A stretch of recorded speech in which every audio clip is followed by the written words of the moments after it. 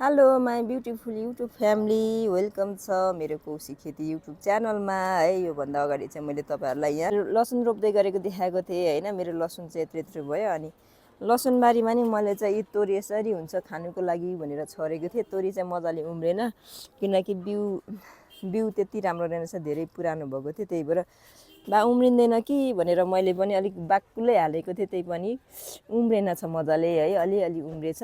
ल यतिको भए पनि ठिकै छ, जति छ त्यति उखेलेर खाऊँ अब खाने बेला भएपछि है।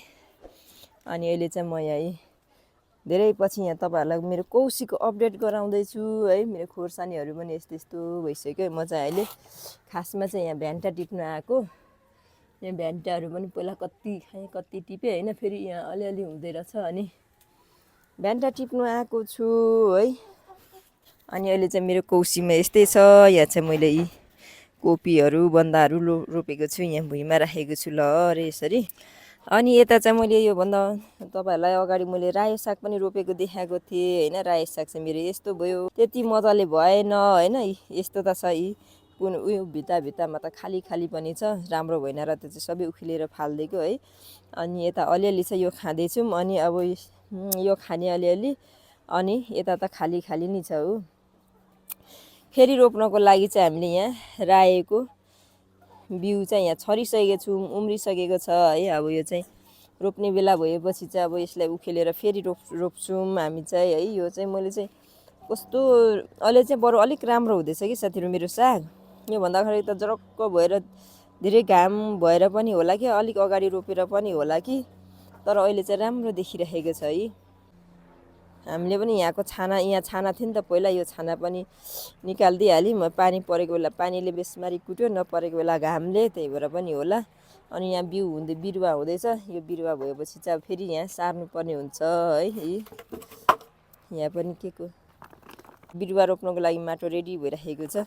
मैले चाहिँ यो के अरे भ्यान्टा टिप्नको लागि लिएको। यता पनि यस्तै छ, खाली खाली छ कुनै। यता त झनै राम्रो छैन है अहिले सागहरू। फेरि उखेल्ने है। यहाँ जिम्बु चाहिँ अब खाने बेला हुँदैछ है। यतापट्टि पनि मेरो लसुन चाहिँ मजाले उम्रिराखेको छ है। यता पनि यो त्यो के अरे तोरी चाहिँ उम्रेन है मजाले साथीहरू। खोर्सानी त यस्तो भइरहेछ, फेरि पलाउँदैछ कि के हो मुनाहरू खोर्सानीको पनि। अनि ड्रागन फ्रुट चाहिँ अहिले त छैन बिचरा। अनि मेरो भ्यान्टा पनि यता पनि छ है, लामो भ्यान्टा। यिनीहरू टिप्छु म चाहिँ, अब के कति हुन्छ। यहाँ चाहिँ मेरो डल्ले भ्यान्टा छ है।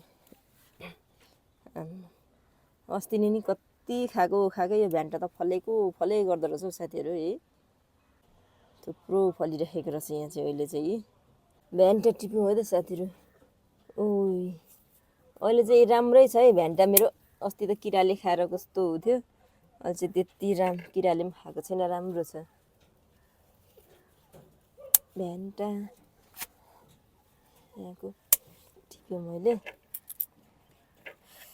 ल यहाँको चाहिँ कति 5वटा रहेछ। म औताको पनि टिपेर ल्याउँछु ल साथीहरू। ल साथीहरू, मैले भ्यान्टा टिपेर ल्याएँ अरू पनि है। मेरो यो यसमा चाहिँ यो चाहिँ राम्रो छ होइन। भ्यान्टा के अरे किराहरू पनि लागेको छैन। यस्तोमा चाहिँ निकै किराहरू पनि लाग्दैछ कि सबैमा। सानो सानो पनि टिपिदिए यो सबै किरा लागिरहेको रहेछ, त्यही भएर। अहिले चाहिँ मेरो कौशीमा यस्तै छ है। लसुन छ, लसुन उम्रिराखेको छ। अनि यतापट्टि चाहिँ आफूलाई खानुको लागि चाहिँ हल्का यी सागहरू छ है। यहाँ